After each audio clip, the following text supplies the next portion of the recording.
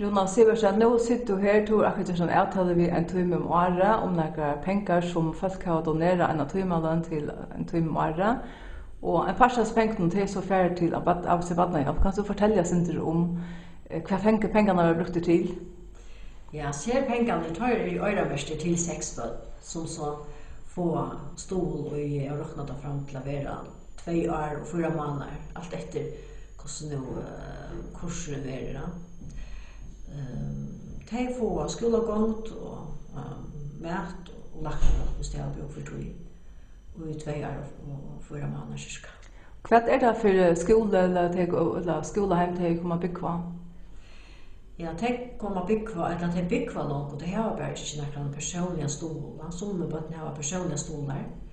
Hese har ikke noen personlige stoler, men vi har omframt her, vi har stoler til Østøpbøtt. Så har vi også busser standard rundt om landet. Og pengene tar en bussen og færre så til de bøttene som ikke har stol. Og annars regner vi å skaffe penger på imenska mater til å sende til de bøttene som ikke har stol. Nu det så 6 att som får fastan stol vi ser då in och det är en öliga stor hjälp att veta det. Vad lärde dig av skolan? Du måste gå för skolan för sig. Nu akkurat var i Liberia. Hur ska gå för sig här nere? Skolagång till. Ja. Nu det nog skolan som absolut barnahjälp lätt bitch här nere vi stod från Lastur. Och det är en skola i en lån alltså. Minns jag kan ju snacka skolastorier men här är kurser och 8 skolastorier. Och det är rymligare. Och gå omstör jag vattna gäng skola. Det är gäng alltså skola från klockan alltså jag har inte börja klockan 8. Och är i skola till om 9 klockan 8 om det. Och det är så lokala lärare som är arbetar som lärare av skolan. Ja. Ja. Det är lokala lärare som är här och väl utbildade lärare. Skolastjärn är kvinna. Och vi vet det absolut att det är gått och lärare är kompetenter som undervisar. Hur är stövan annars i Liberia nu? Stövan i Liberia är alltså man nästan är här för att så att uppleva det. Det kan inte lukta sig av vi tjockon. Det är i Monrovia, nu är bara i Monrovia, det är öljande folk och tatt och färsland, det är inte något som helst kila färslande. Och folk sitter fram vid gångobrätten och sälja minst frukt och annat. Så det köpa vörd för att sälja därefter. Och till lite så att till något produktivt arbete här som det döms att diska när kommer så det heter mitt i Monrovia, men också utanför. Så vi det inte särskilt till man ser ölen folk sitter bara och hänga det ger inte. Och guren är skäljasår det är hjärt och man ser murstarna lite räkast och rotligt och men här ute med skolan är det nöjbyggaroj och det är ju ser betongkusten som det bygga och det gör det också pent det verkar så tjau. Och här är rotligare penare det kommer inte på tom. Ta och helt det jag kom först för till Liberia. Det har varit armskolan var byggt. Det näka som helst har byggt och öchen här ta. Det kom. Ta var fitt bäst petter från byn och ut här skolan men nu är det varit sammanbyggt så det växer vi en öliga för. Okej. Du Hilda vidare hon för till Liberia nu om inte något det är. Vad ska hennes uppgåva här på? Ja, hon får förmedla det och vara här Atlanta primarna.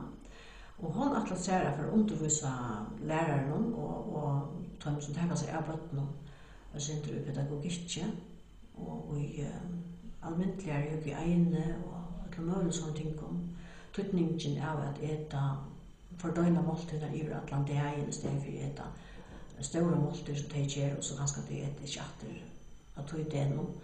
Och så för en östnär hjälp att de som är traumatisera. Så det kan så gott att få ankran att lära dig för imest härifrån. Eller gå så vill ta futja. Att hon känner det är absolut barnahjälp som för att futja det. Färna känner och uppehåll det här och vi kommer också att jag den lön för det. De kan inte färra bort för arbete i en hela månad utan att få kompensation för lönerna. Vi färra att söka landstöj om stol till det. Och samma vi tog som vi får söka om och vi får att söka om at vet ikke, vi ikke ordentlig bestemme hva vi får søke til, om det er til å gjøre mätarhöllna eller mätarhuset livet, eller om det är till och annat som ganska mer tydliga vi på nu, eller mer större hast.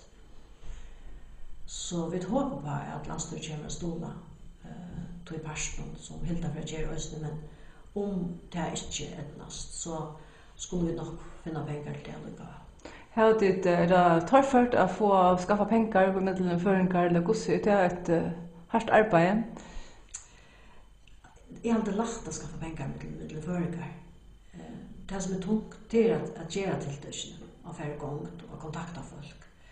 Det är lätt att finna sponsorer och hvis vi inte ser för att lösa det ofta lön så får man den där stolar så vi att säga. Det som är tydning det är att folk skulle ha anlita fällskap för att vara villiga till att stola till sig själv. Och det alltid det har haft alla tøyna, så barnahjälp kom fram och blev bøyna vidkänt. Och så vi till landsstyret för in och stola i jöknon och fällskap så har vi vunnit och anlita till folk på den maten. Men det är öliga viktigt att alla tøyna är alltid ordan så folk inte missar allt. Ja. Det är man hört om också, när snackar om att pengarna färra till forskjelligt, alltså, men det är öliga viktigt. Det är snarare orsaken till att en tími över valt att stola tickorna, ja, att vi har aldrig att pengarna var brukt rätt. Så men till det omgång bruk för stolen även till barn eller kvart, alltså stols föräldrar, hur ser stövan här på? Manglar det nästa stols föräldrar? Ja, vi manglar nästa stols föräldrar en vi måste mangla i Liberia och en rockar vi kossefors som känns stol.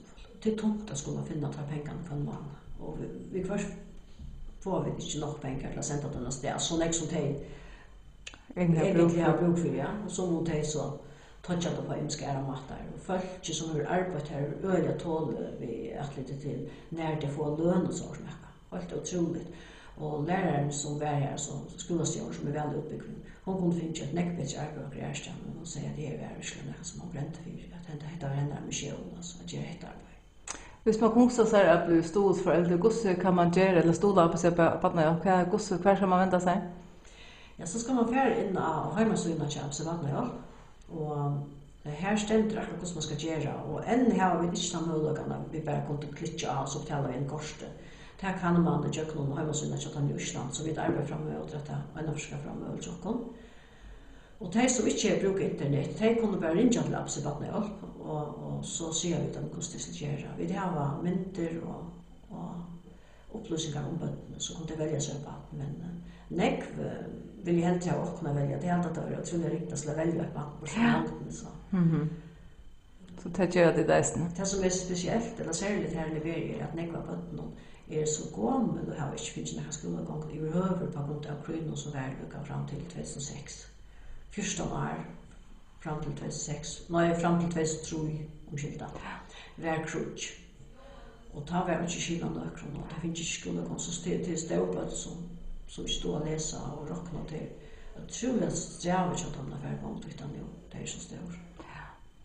Gå öppna vi projektet någon annan. Tack för det alltså och vi tackar hjärtligt för att vi tänker lov med pastor att det är Tusen tack för det. Det är väl.